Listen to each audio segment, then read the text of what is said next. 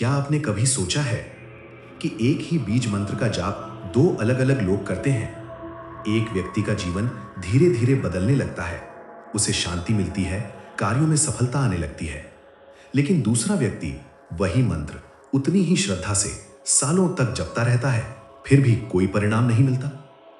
कई बार तो उल्टा मानसिक अशांति और जीवन में बाधाएं बढ़ने लगती हैं। आखिर ऐसा क्यों? क्या ईश्वर भेदभाव करते हैं? क्या मंत्रों में सच में शक्ति नहीं होती? नहीं, हमारे ऋषियों ने हजारों साल पहले इस प्रश्न का उत्तर दे दिया था। समस्या मंत्र में नहीं होती, समस्या होती है मंत्र के चुनाव में। जैसे हर दवा हर शरीर के लिए उपयुक्त नहीं होती, वैसे ही हर मंत्र हर व्यक्ति की ऊर्जा के लिए नहीं होता। लेकिन सवाल यह है कि हमें कैसे पता चले कि कौन सा मंत्र हमारे लिए अनुकूल है। आज हम रुद्रयामल तंत्र के एक ऐसे ही गूढ़ अध्याय को खोलने जा रहे हैं। इस ग्रंथ में भगवान शिव एक विशेष विधि का वर्णन करते हैं, जिसे कहा गया है शिव चक्र।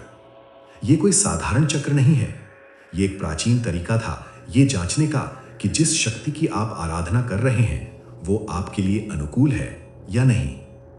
ध्यान रहे, यह वीडियो किसी चमत्कार का दावा नहीं है, यह हमारे प्राचीन ग्रंथों में छिपे उस विज्ञान की खोज है जो आज लगभग लुप्त हो चुका है। रुद्रयामल तंत्र के उत्तरखंड में महादेव कहते हैं, शिव चक्र के प्रभाव से साधक निश्चित सिद्धि प्राप्त करता है। अब मैं उसका वर्णन करता हूं। यहां सिद्धि का अर्थ हवा में उड़ना या अदृश्य होना नहीं है। शास्त्रों में सिद्धि का अर्थ है कार्य में सफलता, यानी आप जो भी साधना या कार्य प्रारंभ करें वो पूर्ण हो। समस्या यह है कि आज हम बिना सोचे समझे इंटरनेट या किताबों से कोई भी मंत्र उठा लेते हैं। तंत्र शास्त्र चेतावनी देता है, यह खतरनाक हो सकता है। शिव चक्र असल में एक पात्रता जांचने का यंत्र है। यह पहले ही बता देता है कि कौन सा मार्ग आपके लिए खुला है और कौन सा बंद। अब समझते हैं कि शास्त्रों के अनुसार यह प्राचीन चक्र दिखता कैसा है। ग्रंथ कहता है, शिव चक्र कोई साधारण गोला नहीं है। इसे बनाने के लिए एक षट चक्र और उसके मध्य में एक चतुश्रस का निर्माण होता है। कल्पना कीजिए, यह एक घर जैसा है जिसमें अलग अलग कक्ष हैं और हर कक्ष में ब्रह्मांड की अलग अलग शक्तियां स्थित हैं। इस चक्र के सबसे ऊपरी त्रिकोण में शिव का स्थान है।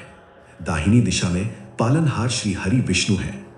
तीसरे त्रिकोण में सृजनकर्ता ब्रह्मा का स्थान है और सबसे नीचे स्वयं आदि शक्ति विराजमान है।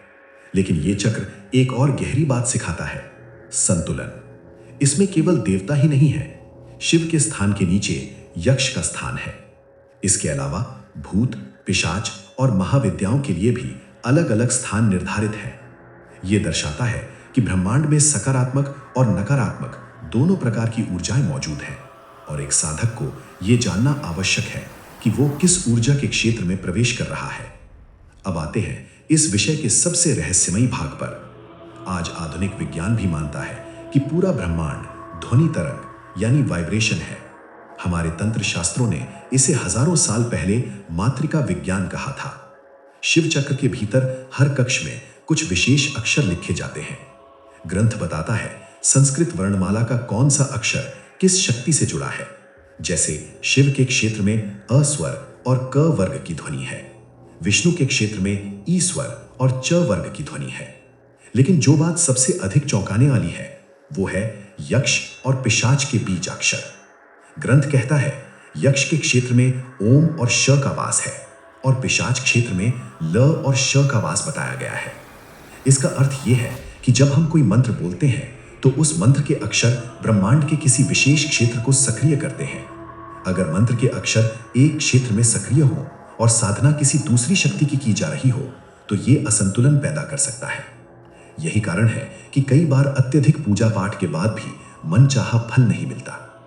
अब प्रश्न उठता है, हमें कैसे पता चले कि हमारे लिए क्या सही है? क्या इसके लिए कोई ऐप है? नहीं, इसके लिए एक गणित है। रुद्रयामल तंत्र एक विशेष गणना का वर्णन करता है। शिव चक्र में हर शक्ति को एक निश्चित अंक दिया गया है। शास्त्रों के अनुसार साधक के नाम के अक्षर और जिस मंत्र की वो साधना करना चाहता है उसके अक्षरों की संख्या इन अंकों से जोड़ी जाती है।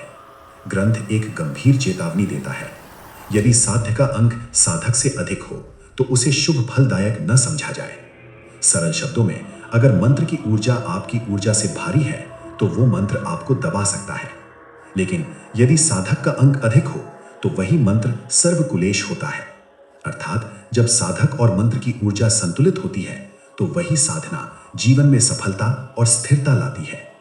रुद्रयामल तंत्र का ये शिव चक्र हमें यही सिखाता है। तंत्र कोई जादू नहीं था, ये एक अत्यंत सटीक और सूक्ष्म विज्ञान था। हमारे ऋषि जानते थे हर व्यक्ति अलग है।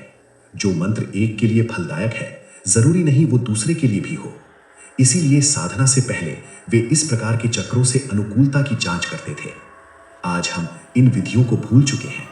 शायद इसी कारण हमें वो परिणाम नहीं मिलते जो ग्रंथों में लिखे हैं। ये ज्ञान अत्यंत दुर्लभ है। रुद्रयामल तंत्र में यहां तक कहा गया है कि इस चक्र को गोपनीय रखा जाए, लेकिन ज्ञान बांटने से बढ़ता है, इसीलिए ये प्रयास किया गया। अगर आप चाहते हैं कि हम इस शिव चक्र की गणितीय विधि पर एक अलग वीडियो बनाएं तो कमेंट में जरूर लिखें। जुड़े रहिए रुद्राक्ष तंत्र आर्काइव के साथ सनातन के ऐसे ही अनसुलझे रहस्यों के लिए। धन्यवाद।